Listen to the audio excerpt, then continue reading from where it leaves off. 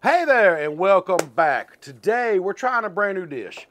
I've never made anything like this before. Just got back from Orlando with a good friend, Rock from Adventures at Rock. Link down to that channel will be down below because we had an amazing time down there at SeaWorld and stuff. But that's beside the point. We're cooking today. We stopped by a gas station and I found something. I'm like, it got me thinking. So we started bouncing ideas off each other and, well, you're about to see what we came up with. We're guessing to call this like a Mexican pasta or maybe even a Mexican style hamburger helper. You'll see the description and you'll know exactly what we finally decided on. But anyhow, as you can see, it don't take a lot of ingredients to put together what we think will end up being a good dish. It's not going to take a whole lot. Even in the grocery store, we just kind of went through and like, wait a minute, I think this would be good in it. And we just kind of added to it and this is what we came up with. So you want to go ahead and fire up that Blackstone because you're going to want to get that thing heating up because I really think this dish is going to be great when it turns out. And I just think all the combinations of these flavors will be good. But speaking of combination of flavors, there's one thing I did not show you in the ingredients. Here's our secret ingredients that we went by the store and picked up. This is Frito's Chile Limon, Chile y Limon. I don't know. I'm not Spanish. I don't know. I can't speak Spanish. Anyhow, I've never seen this flavor before. They had a chorizo and they had this flavor. So I figured mix this in with this pasta, give it a crunchy little texture, plus the flavor of that sweet chili in it. Oh, I think it's just gonna be really good. Now, I did a lot of the prep before I came out here. Well, it's getting kind of windy out here, ain't it? But I still gotta cut this cheese up. I gotta cut the cheese, y'all. Yeah.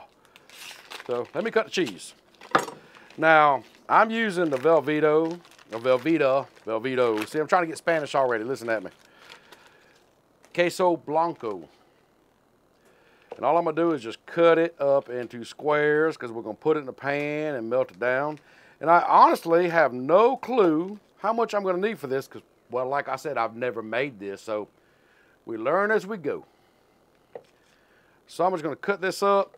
Let's get it on the cutting board over here. We don't want all this foil in our cheese. So we'll get rid of that.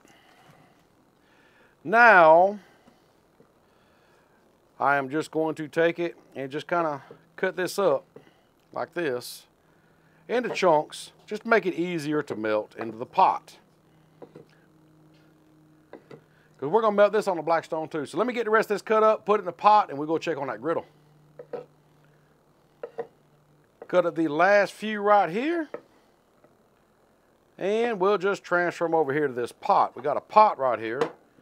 We'll just transfer some of this over because I don't really think I'm going to need all this, but I'll have it if I need it. Hey, it's queso cheese. Go grab some chips, start dipping. It ain't going to go to waste.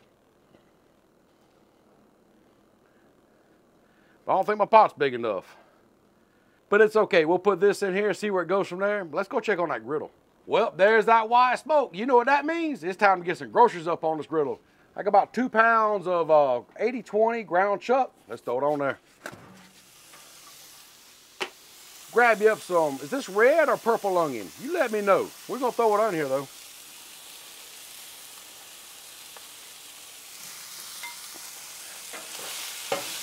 And just get to chopping all that together.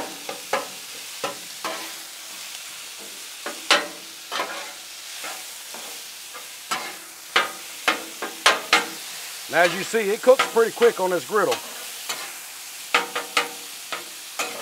But, and I didn't show this in the ingredients either, we gotta have some seasoning. Now this is Smoking Bros Mexican seasoning. This is some really, really good stuff. I'll leave the link down to this down there in the description also. But right now, let's get to shaking that bottle and get some seasoning on this meat. Wow, now that really changed how this smells. This smells so good out here now. Uh-oh, grease gate flew open. And I will probably add more than that just because it's that good. But I almost forgot. We gotta melt this cheese. Get it straight on the griddle. I should have put that cheese on first. Get it a head start, but that's okay. That's gonna be just fine. Let that brown up a little bit. Now, as far as this cheese goes, it is melting, but I should have put it on there first. And, well, that's my mistake. And I thought about adding milk to it, or maybe a heavy cream or something. But I don't want it soupy. I don't really want a soupy cheese. And I don't want my dish to end up soupy. This is how I'm imagining this thing turning out. So it's kind of an experiment, play as you go. We'll figure it out. But this hamburger meat is really, really close to being done. So I want to add some bell pepper into it. So we have all kind of colorful bell pepper here. Oh, that's like a fiesta on the griddle already, don't it? See, I do know Spanish, fiesta. But it is a Mexican dish. We got to add a little spice. So got a chopped up jalapeno right here. Don't want a lot of spice, you know, do have to feed the family. So there we go. So we'll saute all that down into it with that hamburger meat. Add to that flavor. Yeah. Now that's looking good already. I'm loving the way that's looking. And all I'm looking to do, I don't want to cook these all the way down. Just want to soften them up.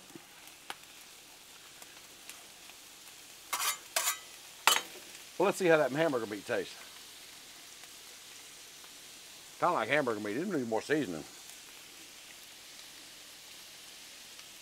So, add more seasoning. You know how you like your tacos? Kind of fix it like that.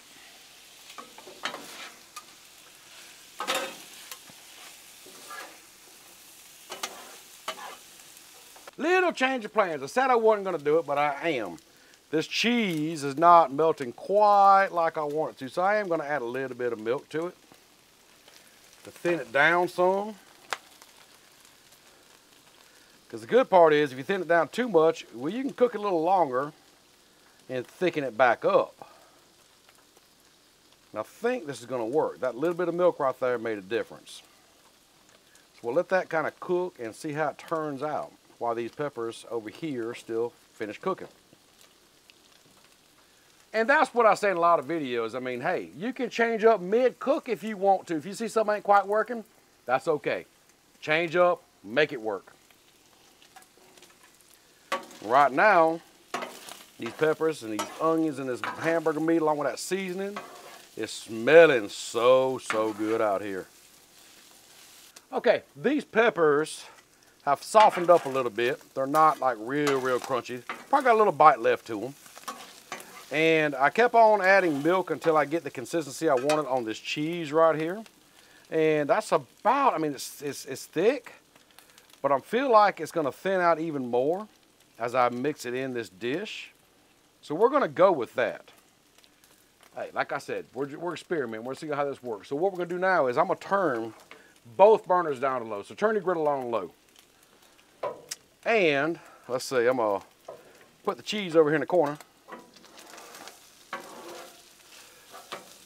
Spread this out just a little bit because we have more stuff to add. I have a whole box of penne noodles. I think that's how you pronounce it. Correct me if I'm wrong. I'm sure you will. But we got a box of these type of noodles right here. I think I'm just going to put the whole box in. I want a lot of pasta. But these are pre-boiled. As you can see, they're all stuck together. So just come in here and break them up. Not a big deal. Kind of mix all that in as the heat and the moisture helps break up them noodles. I guess this is kind of like an Alfredo-ish type of dish, being we're putting a cheese sauce on it, but it's not an Alfredo cheese. I have a lot of noodles here, so I hope you like a lot of noodles in your dish because you're fixing to get them.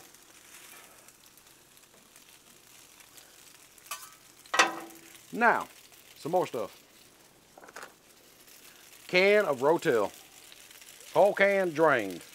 Probably could have used 2 cans. Got some garlic. That's right, garlic. Garlic in a jar. Add this in kind of close to the end of the cook because you will burn it. And can you have enough garlic? Most people say no. So I'm going to put 3 teaspoons of garlic in there. Now one thing, you can sure smell it. So let's mix that in. I tell you, it's coming together right nice. It looks pretty good already. And my special guest is behind me. Is it smelling good, Rock? It's smelling great. Good. I'm glad he can smell it because I went kind of nose blind over here. But anyhow, we still have the cheese to add. Let's get this cheese in here. Oh yeah, buddy. I hope that's enough cheese. That's what we got. Like I say, I don't want it real soupy,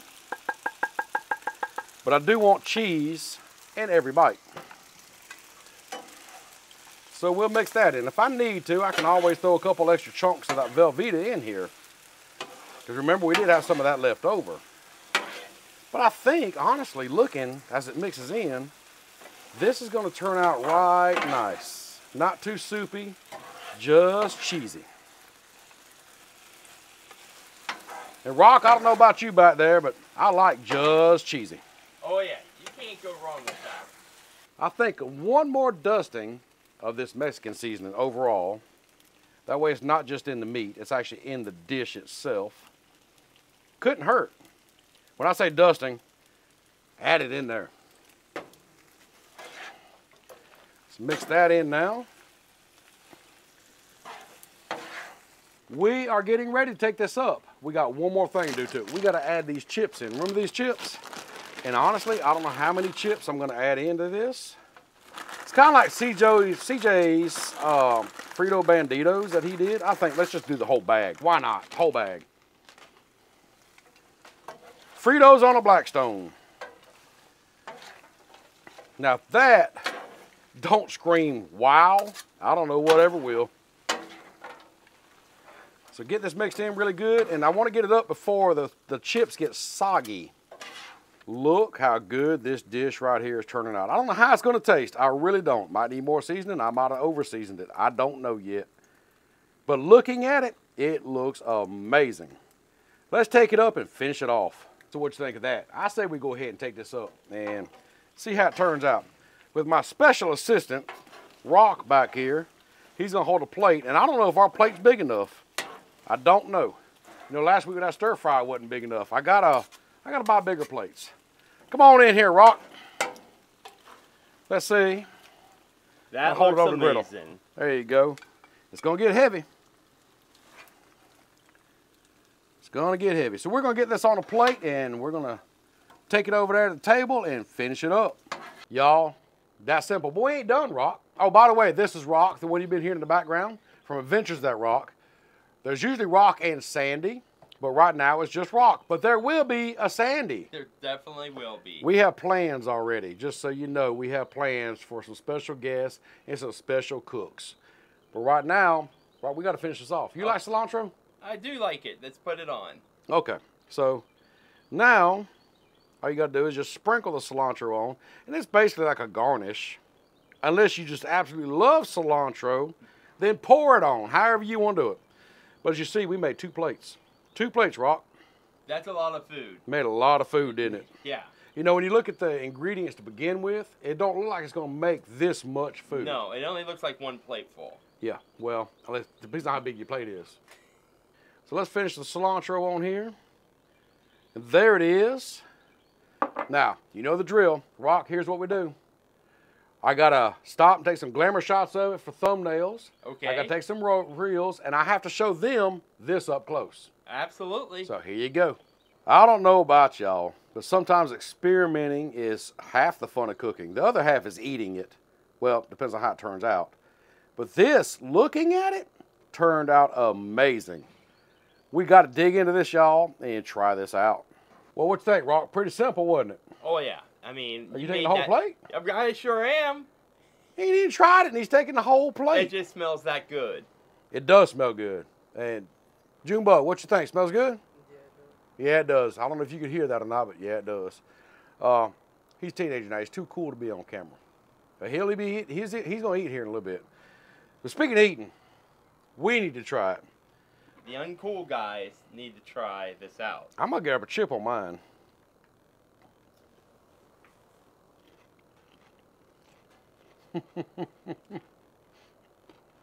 Mm-hmm.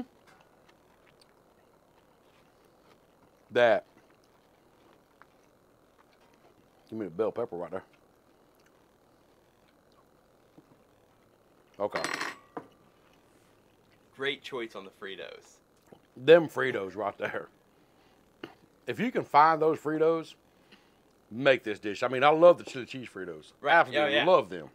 And C.J. Fraser, a cook with Blackstone, started a thing called a Frito Bandito, and using chili cheese Fritos in a lot of stuff. And it was delicious. But when I seen these Fritos here, these chili limon, whatever they're called, absolutely amazing. And this with that Mexican seasoning and the bell peppers and the garlic and everything just combined together. And it's not overly cheesy, but the cheese sauce is there. Right. This dish worked out perfect. And this is the very first time we've ever even attempted to make this. So, yeah. But, you know what I always ask them? Let me know in the comments down below what you would do different. What would you do different, Rock? Anything? Maybe add a tiny bit of sour cream on the side. That's just because I'm a sour cream lover. But see, I don't care for sour cream a lot. Or a little bit on there. Okay. Right after you're done cooking Avocado? it. Sandy would highly recommend avocado. Really? So, yeah, let us know down below what you would do different, what you'd add. Sour cream, I can see being good. Even though I'm not a big sour cream fan, that would be good, topped off on this. Avocado, I can see it giving that little light Californian kind of twist on it. More jalapeno maybe. However you like it, do it. But in the meantime, check out these two videos, and we'll see you next time. See you later. He gone.